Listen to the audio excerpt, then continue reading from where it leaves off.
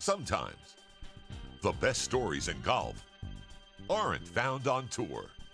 You'll find them at the back of the range. And here's your host, Ben Adelberg. And welcome to another episode here at the back of the range. I am your host, Ben Adelberg. This is episode 190. I took a rare week off last week. Hope you all did well without an episode to listen to. For those of you that are slightly new to the podcast, missing a week is a rare occurrence.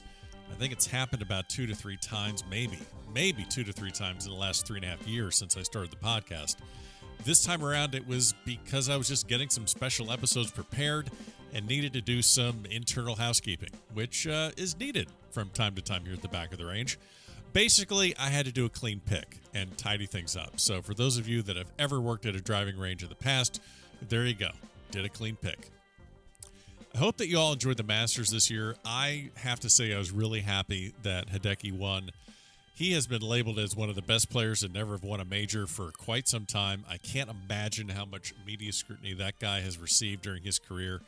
He had a 4-shot lead heading into the final round. I'm so glad he pulled it off. You know, maybe it wasn't the most dramatic finish, and yes, he doesn't quite have the same amount of juice as, Spieth or McIlroy or Dustin Johnson, but I can't imagine anyone would be rooting against Hideki Matsuyama, so glad to see him capture his first major.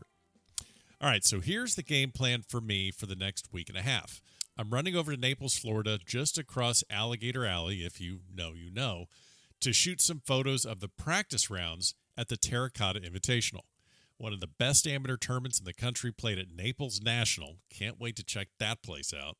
Some of their former champions are guys like Peter Uihlein, who just won this past weekend at the Korn Ferry Tour event in Vegas, Matt Kuchar, Justin Thomas, and some former guests of the back of the range, Sean Knapp and Gene Elliott. So they have a great field each and every year. This year it's even better because many of the guys that are playing the Walker Cup this year are actually heading down for one final competitive tune-up before heading to Seminole. Hagestad and Strafacci will be in the field, as well as some of the GB&I guys. Some of the best mid-ams in the country will be there. Today's best juniors like Preston Summerhays will be there.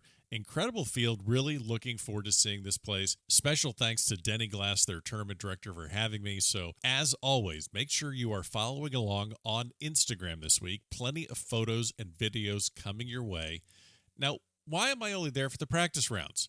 Because I was already planning on heading to Dallas again and Maridoe Golf Club again for the U.S. Women's 4-Ball.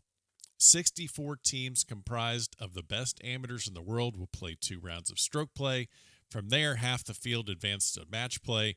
Hopefully, I will be able to provide some inside the ropes coverage with plenty of interviews. Should be a lot of fun, and as you know, I love heading back to Maridoe. Whenever I'm there, they make me feel like part of the family. Can't say enough nice things about them. So again, follow on social media. I'll be out and about doing some photography work, but while I'm doing that at Maridoe, I'll still be releasing episodes to get you ready for the Walker Cup.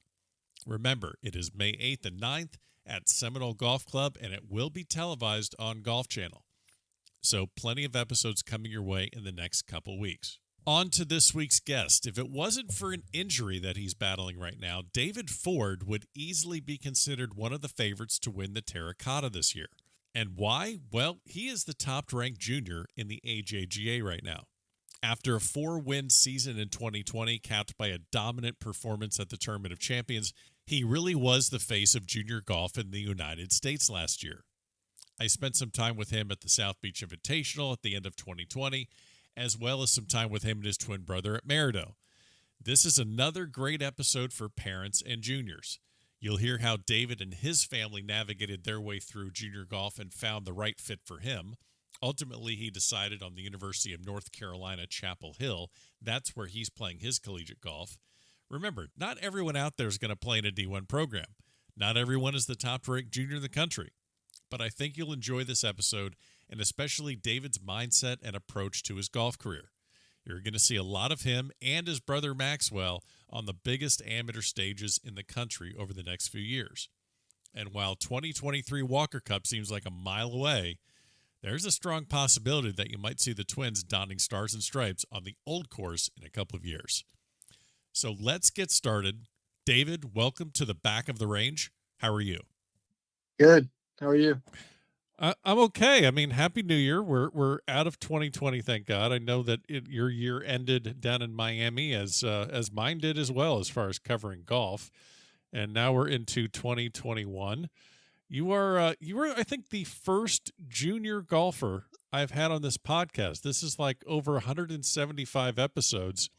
So let's get something straight right off the bat. I'm not going to make fun of you for being super young, which means, of course, you're not going to make fun of me for being super old. So can we both be men about this and just can we exist and move forward in that way? Yes, sounds like a plan. Okay, I just want to make sure we're on the same page here. So people are wondering why have someone from junior golf on the podcast? Well, you're the number one ranked junior in AJGA right now. You have this incredible 2020 career, or 2020 season, rather, and we'll definitely get into some of these tournaments and some of the scores that you shot. But as we kind of like to do here is get a little bit of a backstory about how you get into the game.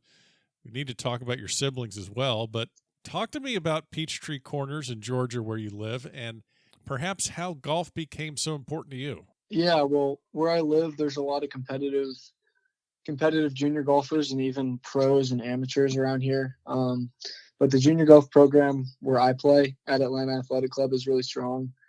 There's a lot of us in the top 100 in the rankings. A lot of junior golfers, probably 5 or 6 of us in the top 100 within 15 minutes of me. So that kind of grew my love for the game, I think, having those people to compete with, like my brother, a kid named Bruce Murphy, just anyone I could find to compete with. There was always good talent around me, and I could basically feed off them and try to get better that way. But my dad brought me out to the golf course when I was pretty young, I think 7 or 8, and I think we just kind of messed around as you would at 8 years old. Sure. And then I played roller hockey from when I was like 8 until age 12, and I played like 3 or 4 seasons a year. So I was really into roller hockey, and then I dropped roller hockey around 12, 13, and focused more on golf around age 14. And basically just love to practice, love to beat golf balls, hit them as far as I can, as many as I can. Nice. Occasionally hit up the putting green, but we're gonna talk about your putting in a little while. So I don't believe anything about that what you just said about occasionally working your putting. So you're really competitive, and you're saying that it's kind of a product of your environment. You have everyone around you that is pushing you to get better. Was golf your favorite sport? I'm almost thinking that if you were maybe in Minnesota where hockey is more prevalent than golf, maybe you go into hockey. Is it that you're just a competition junkie or you're actually a golf junkie now? Yeah, I'm definitely just a golf junkie right now. That's all there is right now. Like I would do anything golf that anyone puts in front of me. But I might have been a different story if I lived in Minnesota or Canada or something. Right. But yeah, the climate I have and the people I'm surrounded by and where I feel like I'm at in golf, I just love it. So I'm kind of diving into kind of your mindset here. Is it that you have this drive that you want to be better than everyone else, or is that you maybe just don't want to lose to anyone? And I know those are kind of two very similar things. But I know that you kind of have to channel that anger the right way on the golf course to get the most out of your game.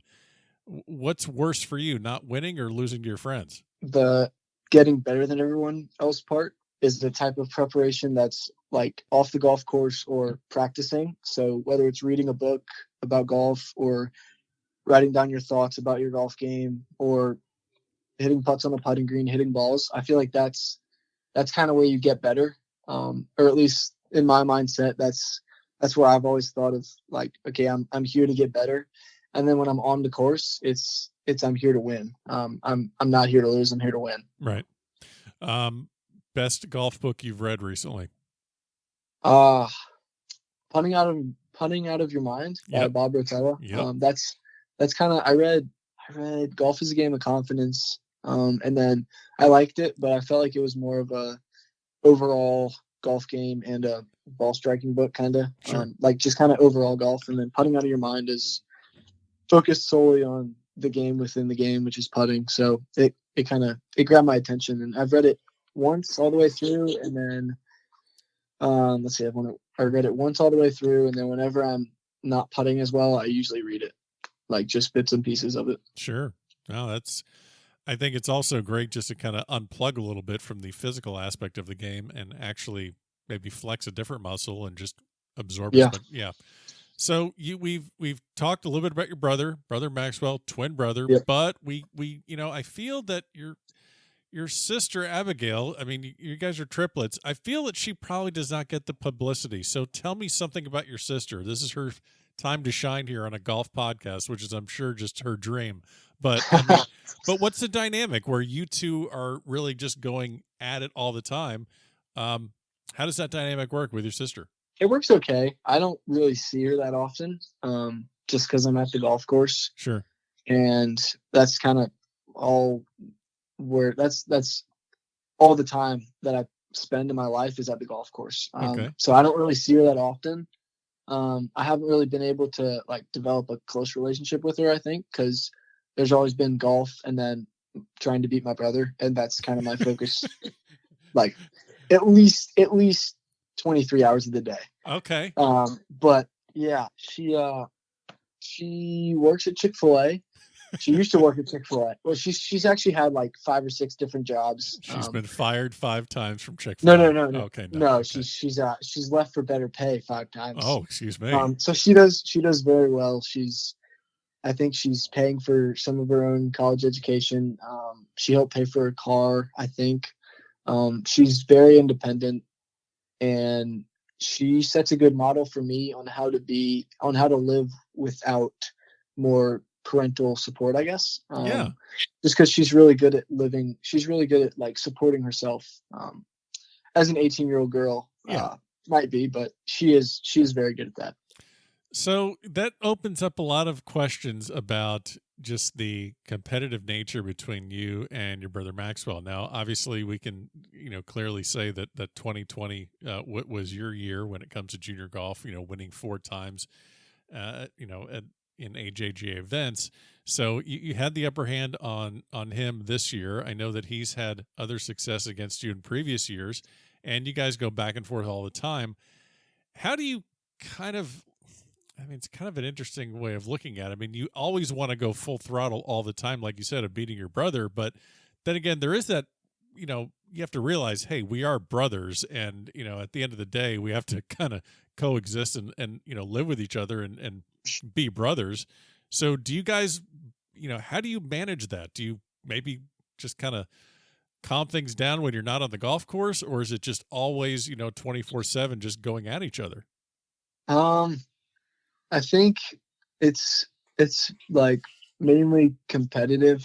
We've been playing together a lot recently. So it's been like we come home from the golf course and one of us is a little bit angrier than the other because we lost to the other one. And so I usually just go up to my room and do homework, no matter what, and don't really talk to him. Just because, I'd rather just focus on my own stuff. But it's a really competitive environment on and off the golf course. I think, at least for me, I'm focusing on golf all the time, even when I'm at school. And so that's always in my mind. And so I don't really think there's much time for me to calm down right now about it. Sure. Just because it's so I'm so heavily invested into having golf at the forefront of my mind and having competing against him most days. So it's hard to calm down. But sometimes I'll be like, all right, think about something else, like talk to my girlfriend or talk to FaceTime one of my bros or something like that, and just get my head off of it. But it's a competitive environment for sure. this might be a dumb question, but I was just on Facebook. Now, Facebook is a social media platform that old people use. I just want to let you know. So, Really? yeah, I'm watching this like 15-year-old kid. He's like live streaming a video game of him driving 18-wheelers, which just I can't wrap that around my head. But I'm guessing that I'm just dumb question here, but I'm guessing there isn't a video game anywhere remotely close to you at any time. No, there's not. I'm terrible at video Uh games. huh. Some of my friends will come over, or I'll go over to their house usually.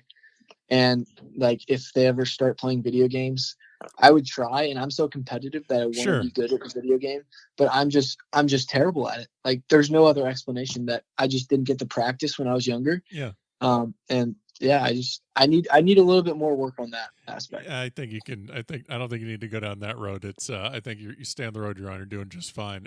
Yeah. I kind of the same thing. When the controllers had more. When they went from more than 2 buttons, like when it went from 2 buttons to like 4 buttons, that's when I was like, yeah, I'm done. I can't figure this out. There's like 10 of them. Right. Or There's the triggers on the back end and all that crap. Yeah. I was done.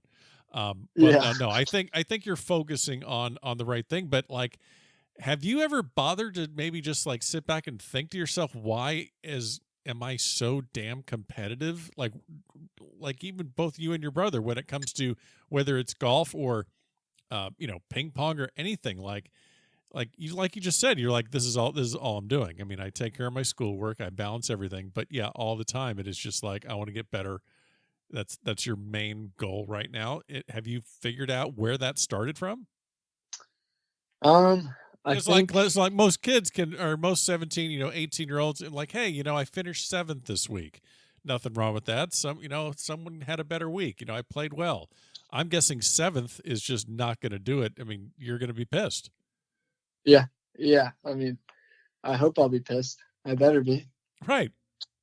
Yeah, I think a lot of it is my parents and my brother. It's not necessarily my parents were always very like hands off when it came to golf. So they would drop me and my brother at the course, and they wouldn't give us any pointers on golf. They wouldn't. My dad got me into the game, but they wouldn't give us any pointers on golf. They wouldn't tell us where to go, what to practice, anything like that. So, and it was kind of like that with most sports, whether it was baseball or played lacrosse for a little or hockey, obviously. But they kind of let us do our own thing. And I think they want to let us build our love for the game independently. So if you're doing something, I believe that if you're doing something and it's just you're the only one doing it. You're the only one pushing yourself. You have a choice to go to the golf course. You have a choice to do your schoolwork. I think you're gonna like that more than if someone else is telling you to do it. So that's how it always was with my parents. They would just let me and my brother go and compete, do whatever we want. And so I think the love for the game made me want to win more. And it kind of helped with everything. And then also having my brother there helped, obviously. Made me mad when I lost, and it was personal. So yeah, it was. I owe that one to my parents, I think, especially in my early days or like young teens. Well, it's a great lesson too, because I'm sure I've seen it, whether I'm around, amateurs and junior and collegiate players, or even locally here down in South Florida, I will go look at a junior tournament or go watch an event, and I'll see that, you can kind of almost tell when, a kid has pressure on him from outside. And obviously it can come from different areas. It can come from, oh, I got to play well because I got to get this scholarship to play in college, or I got to shoot this score. And it all comes from different areas. And I think it's a great lesson for people listening to really think about, okay, what's going to set up the child for the best possible result. Another thing I wanted to ask you is, like, a lot of kids I can see, they get a little more nervous when their parents are around. And I know your parents go to a lot of your tournaments. I'm sure they go to most of them, unless you and Maxwell are in different events. I'm not sure how many times that's occurred, but I'm sure that can kind of set a little wrench in the travel schedule. But how was there ever a time where you were uncomfortable playing in front of your parents or family or friends? No, that's something that I think I'm blessed with. Just because my dad, my mom, especially my dad, he played golf, so he was very good at golf. He shot 64. He beat his age by 2, like 3 years ago, 2.5 years ago. Okay. Yeah. So he shot 64 and yeah, do the math. But so he played golf. He kind of knew what was acceptable, what went on in the golf world a little bit. But I never really cared about, like, I was never really playing well for my dad. Right. Like, he took me to the tournaments. My mom took me to the tournaments, whoever it was. But I was trying to play well because I had put something into the game for myself. Like, I didn't know that at 13 years old, 14 years old, but I had practiced a little bit. I had gone to the tournament and I wanted to win for myself. That's it's kind of hard to teach that, isn't it? I don't know. My parents, I think I'm blessed with good parents, golf wise, definitely. Who's the better? Well, now here, so let me ask this one too. You have, like you said, you're trying to balance everything. I'm glad you mentioned that you're up there, basically, taking care of the schoolwork, because obviously, as you go to the next level, if you don't make the grades, then obviously you're not going to see the golf course too much. How do you balance everything as far as, there's the nutrition piece, there's staying physically fit, got to get your grades done, or got to get your schoolwork done, got to have time to practice. Do you set out what each week looks like for you? Are you a planner? Are you just more of a product of routine? How do you kind of set yourself up where what time you're going to be spending handling schoolwork or handling being in the gym? How do you go about planning out your week? Well, if I had school in the summer and the days in the summer are 13 hours long, something like that, then I'd be at the golf course for probably at least 12 of them or 13 of them, just because that's the only thing I want to do. Like, truthfully, like, people call you crazy for being at the golf course for 12 hours, but I would rather do that than hang out with my friends or do schoolwork, just because I love it more than I'll love, like, this is not a knock on my friends, but I love golf more than I'll love my friends. At least some of them. And especially more than I'll love schoolwork. Sure. So I'll be at the golf course that's kind of my main priority, is as long as I love the game of golf, then I'm going to be at the golf course doing what I love, because it affects me in no negative way. Like, if that's where I want my life to go, then why not put a lot into it? And school follows that. Obviously, I have to get my school done.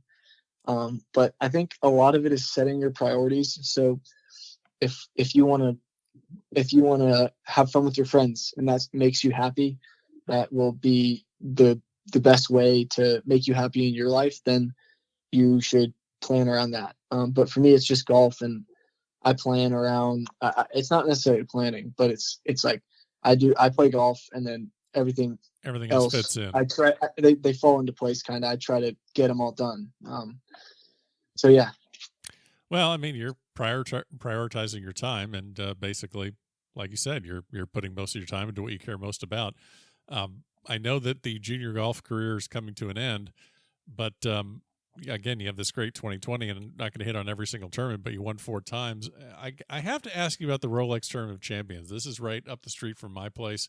It's at PGA National in Palm Beach Gardens. Yeah. And, you win this tournament by 7, shooting 69, 65, 62, 68. You beat your friend Tommy Morrison by 15 shots. That has nothing to do with my question or this part of our conversation. but I know Tommy's listening, and I didn't want him to think that we were forgetting him. So I just want to mention that you beat. Hey, Tommy. Yeah, see, I want you to mention that you beat Tommy by 15 shots. So, from what I've seen and heard about this event, it's kind of like an end of the year get together. You're all staying at the resort, play a little golf, play a little ping pong, hop in the pool. I mean, it sounds like, kind of like summer camp for a week, but it's in December. How do you kind of push? I mean, I guess I already know the answer to this, but you push all that to the side and you just literally boat race everyone.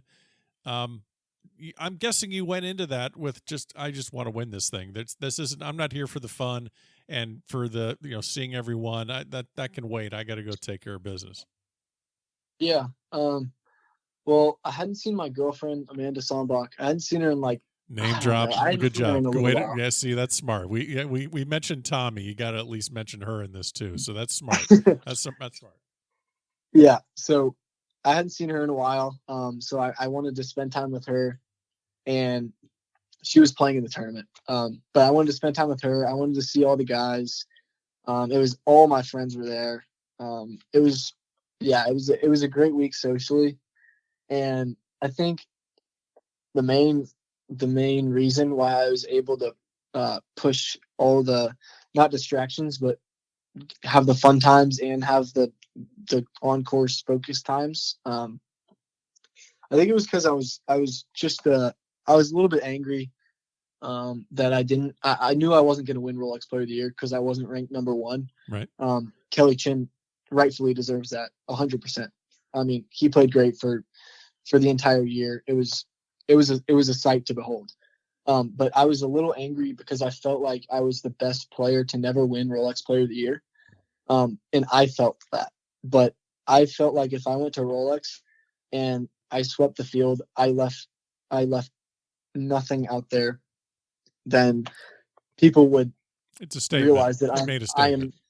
I'm the best player to never win Rolex Junior Player of the Year. And Phil won it, Tiger won it. And like fast forward 10 years, if I'm the guy who beats Tiger's record in a tournament, and they're like, who is this kid? Let's look at his career. Not that anyone would do that. Let's look at his career. Okay, he had a good junior career. He didn't win Rolex Junior Player of the Year. Tiger and Phil did. So it kind of gave me a chip on my shoulder. I was a little angry, and it helped me to focus a little bit more. Made me a little bit more nervous for myself, and helped me to focus, I think. I heard a little bit about, of course, when we were, I think right after that tournament, you and Tommy and everyone was kind of heading back to the Merido Amateur. So I was there before you guys got back. But from what I heard about that, it wasn't like these scores were shot because you were, I mean, I'm sure there were several iron shots that you were, stuffing in and having a lot of tap in birdies. But I also heard there were quite a few just, roadmap 20 and 30 footers that you were just dripping in the entire time. I'm guessing that that's not the first time where you get hot with a putter. For people that, I mean, you're shooting 65 and 62, but there's people that would shoot 75 and 72, and they would consider that a fantastic day for them, where they get on a great run. So it's all relative to what your 62 could be the same as someone's 82. Mm-hmm. What is, I guess, how do you embrace the fact that you're hot and the putter's hot and keep it going, which is basically, how do you stay in the zone? How do you realize that you're in the zone and then keep it going? It's one of those things. I feel like I remember a lot from the second day. I remember almost nothing from the first day except for my first tee shot where I sliced in the water and made a 6 on the first hole of the tournament. Oh, on the par 5 on the Fazio course? Yeah, and then I remember nothing. That hole's easy, dude. That's really an easy hole. Oh, it's like driver 6 iron if you rip one. And I went driver 3 iron, 9 iron, and made bogey or something. Oh, it was amazing. Great way to start a tournament, really. And then I also sliced one. I also it was basically a hosel 6 iron in the water on hole 7 Fazio that same day, I think. Yep. Yeah, that was good too. I made bogey. I was dropping from 80 yards on a par 3 where there was not really water in play. But that's okay. I remember those 2 shots though from the first day. I'd say I wasn't ready to win the golf tournament on the first day, obviously. But for my 62, it was like I remember holes 7 through 11 were the best holes I've ever played in my entire life. And if you ask Brian Lee and William Love about it, they will. I don't know what they'll say, but it was literally like a gift from God. I have never seen myself do that in my entire life. It was like I was blackout. I made a 25-footer on 7. I think I almost birdied 8. I made a 40-footer on 9, a 15-footer on 10, all for birdie. and then a 15-foot on 11, and then I have 5-iron into 12, and I hit like one of the worst golf shots of my life. Like, golf. It was But just you hit the so switch and it was all gone. As quickly as you had it, it was all yeah, gone. and truthfully, I wasn't in the zone for a few shots. You're never gonna have a round that's perfect. Right. It could have been 59 easily. I flew the green on 18. I barely made par on a par 5. I parred the next hole. There was just so many that I want to have back. And I think it was more preparation of waiting for a really low round to come. Because I felt like I hadn't gone low in a while. Like, I had never shot below 65 in a tournament. And I just felt like it had been a while since I had a low one. And I always talked to my coach about that, and he was like, a low one's coming. And then it was more of just preparation, I think. And I was ready for a low one, I think. How, you mentioned your coach. Talk to me a little bit about your coach, and then I want to ask you a question. So tell me about your coach that you're working with right now. Yeah, I'd love to. This is all my belief. But I've never seen someone know my golf swing so well. It's like I've been working with him for 4 years, I think. His name's Chris Moore. He teaches at Atlanta Athletic Club, and I'll get in these phases where I overthink things and see something in my golf swing that might not be right, but I can still really, really play good golf with it, even though it's not perfect. And he'll point out a different thing. And I feel like I know my golf swing pretty well, but he'll sometimes come to me with a thing that, like, something to work on that's different than what I thought. And Sure. It works every single time. Like, every time I've trusted him, and like right before Sedgefield's a perfect example. I was hitting it terrible, and he told me to just he told me this one swing thought, and I said, okay, I'm gonna work on that. It's basically like all or nothing at this point. I don't know what to do. It's right before a tournament, and so I worked on that nonstop for 2 days is all I had, and then I went out and I hit it the best I've ever hit it at Sedgefield, and he just, I don't know, he finds a way to communicate information to me that's understandable, and he finds things in my golf swing and everything. I think everything he does is just, it's perfect for me. And I think if there's anyone out there who wants a golf coach that has taught kids who aren't great at golf, shooting the 90s, 100s, whatever, or people who can go low, and he can teach everybody. And it kind of makes me angry that none of my friends go to him. They always switch to a different coach whenever they switch coaches. Like, they always are taking from somebody, and then they switch to somebody that's not Chris. Right. I'm like, why didn't you switch to Chris? And they're like, I don't know. How many tour players does he have? And he has none. But I just think he deserves the world, and I want to work hard for him just because he does so well. I just feel like he's a great coach. That's a great endorsement, and you've kind of hit on it. So the question I was going to ask you is that, like, you don't need a coach to motivate you. You don't need someone to kind of help you work harder. I would imagine his biggest challenge, or the greatest, well, I shouldn't say challenge, but one of the greatest things he provides to you is his method of communication. Because I'm just thinking to myself, if I'm your coach and I'm mentioning something to you, it better be right, or it better be useful, or something that's going to click with you, because your work ethic is so strong that, you'll go work on that for 9 hours in a row. And it better be something useful, because if it's not, it could really be a detriment to your game. So I'm guessing that's one of the positives that he brings to the table. Yeah, I think he either thinks about my golf game when he's not working or when he's not teaching me, or he just really knows what to say. Because one time, actually multiple times, I used to have this problem where, well, I still do have this problem, where he'll tell me to work on something in my golf swing, and I'll work on it, and I'll overcorrect it in like 2 days. Sure. And I'll be doing the complete opposite thing.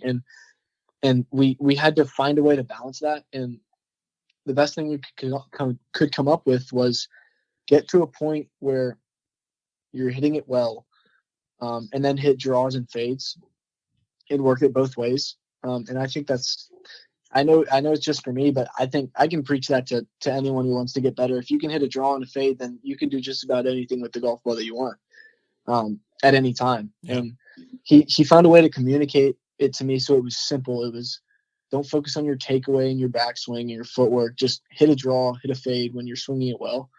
And yeah, he found a way to communicate that. And there's tons of other examples like with putting. But yeah, he's just done a really good job. Well, I'm glad you gave him some publicity, and we'll definitely put the link to his website or social media links. We'll put that in the show notes of this episode, so we'll definitely do that. Now, I couldn't help but notice before we get away from the Rolex Tournament Champions, obviously, as you mentioned, Amanda Soundbox playing in the girls division, obviously, while you guys are playing in the boys. And I'm looking at this, and the day that you shoot 62. Amanda shoots 74. Now, were you a pain in the ass to deal with that day, or were you? I mean, how did that day go after you both get off the golf course? I mean, let's see if you handled this the right way. How did that go? I mean, we're doing long distance now, so any time when I'm with her is a good time. Okay.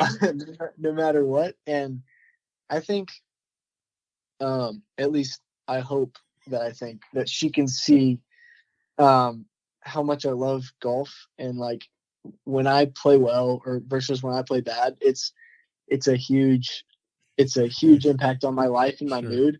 And she does so well with that. She's really good at understanding that golf is my life, and there's like her and then golf and then maybe a few other phone calls with like a friend, but she does a really good job at understanding that I love golf. And so I think she was either faking that she was really happy or she was really happy. No, I'm kidding. She was happy for me.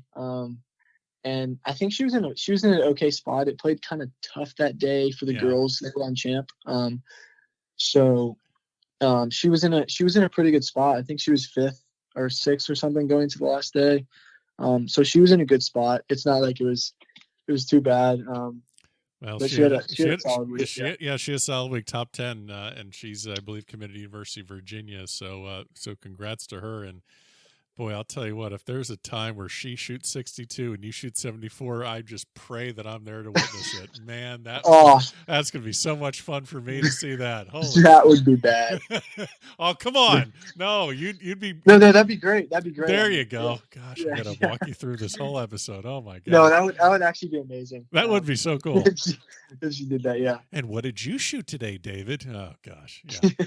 12 shots worse. Nice. So we're talking about college. She's going to Virginia. You and your brother have both committed to your D1 programs of choice. You're going to be at the University of North Carolina at Chapel Hill. Your brother is going to be at University of Georgia. So I'm, racking my brain. I'm kind of thinking about, at least for reference, thinking about the Cooties, Pearson and Parker. They both independently, I believe, decided to go to Texas. So they're going there together. How was that process for you and Maxwell? Was it something that you spoke about? Did you kind of decide we're going to different schools, or did you just kind of both kind of find your own way through the process? I know that's something that a lot of kids got to deal with, like, getting recruited and what coach is looking at me. Looking back, what was that process for you and Maxwell? I think at the start we decided to take it independently. We were both playing well then. We were both like, I think top 10 in the class or something. So we were both being recruited by the same schools. And the coaches, I think especially the UNC coaches, all the coaches did a good job of recruiting both of us and respecting the other one's beliefs and all that. But the UNC coaches, they talked with me about a lot of things, but about whether the recruiting process could be independent because I had a brother. And the way they put it was, so I care a lot about my teammates and the guys who are going to be on the team with me. And that's the same for him, as you should. Those are the guys you're going to be with most of the time. But I didn't want to make a decision based on my brother and like where he went. So but they put it to me as you have to make a decision based on where he goes because he could be a potential teammate.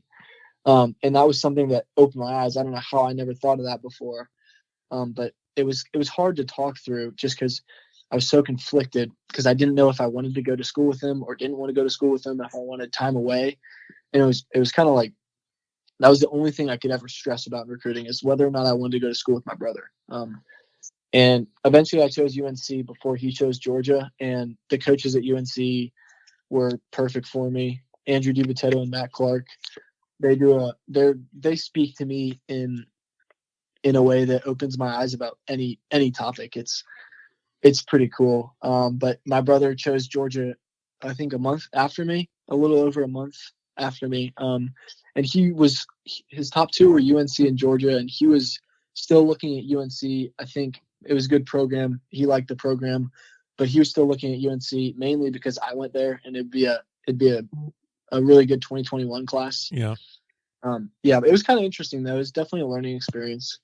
And how were I'm guessing, you've talked about your parents in a way where they kind of maybe like let you guys, make the decisions, but I'm sure that they were involved. I mean, it's one thing for your parents to, be following you while you're playing in a golf tournament, but this is choosing a college. This is a very big decision in a young person's life.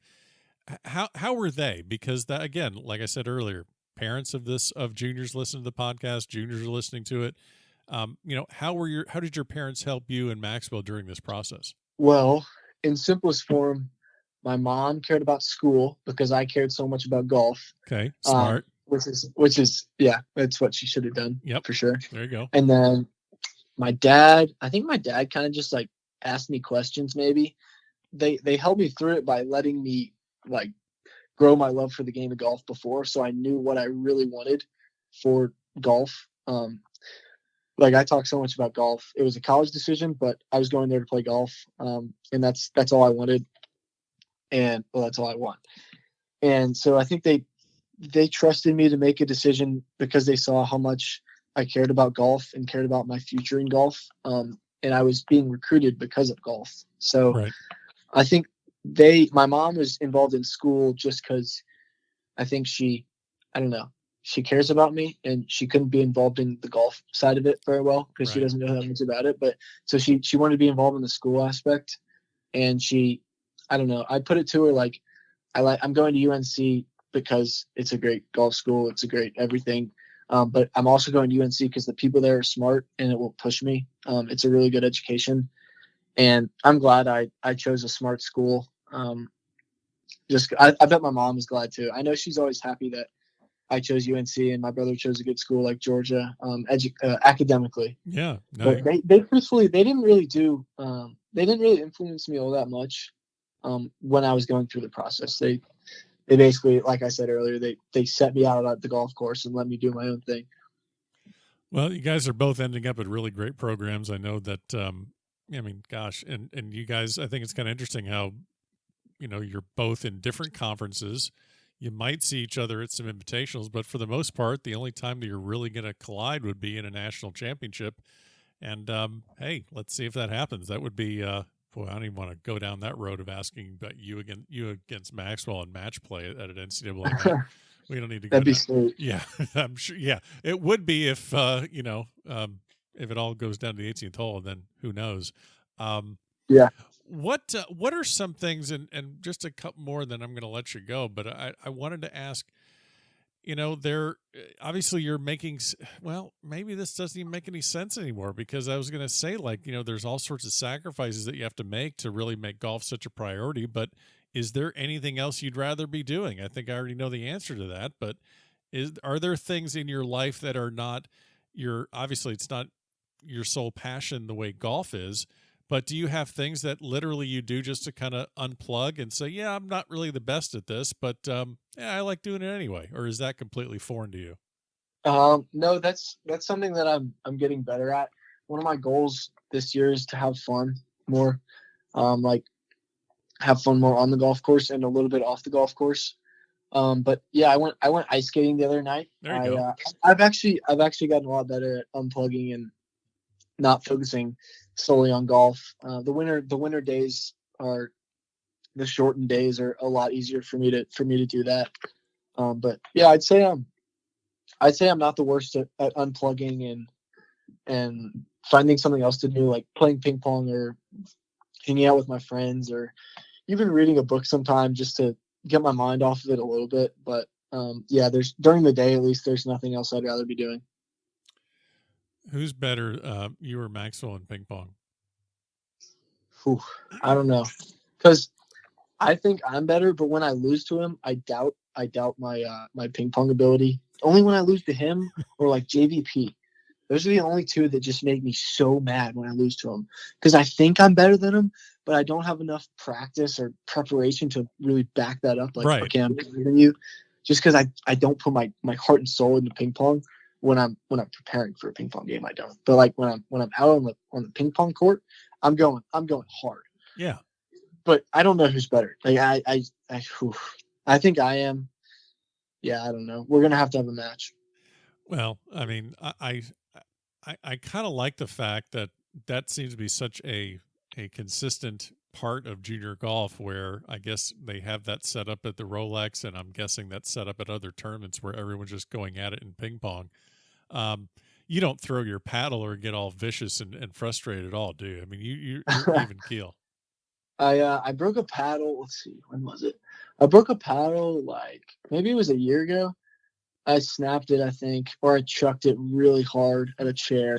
And so I went that night and bought a new one because I was so angry. There you go. It was like a 45-minute drive, and I went and bought a new one. Yep, that's a I little get sick. angry in ping pong. Okay, Really so angry how in do ping you pong. how do you channel the anger on the golf course where it doesn't screw up your game? Because like this is nothing uncommon in golf, where you get mad, you throw a club, or you just get pissed at yourself, and most of the time it seems to hurt someone's game when they get really upset.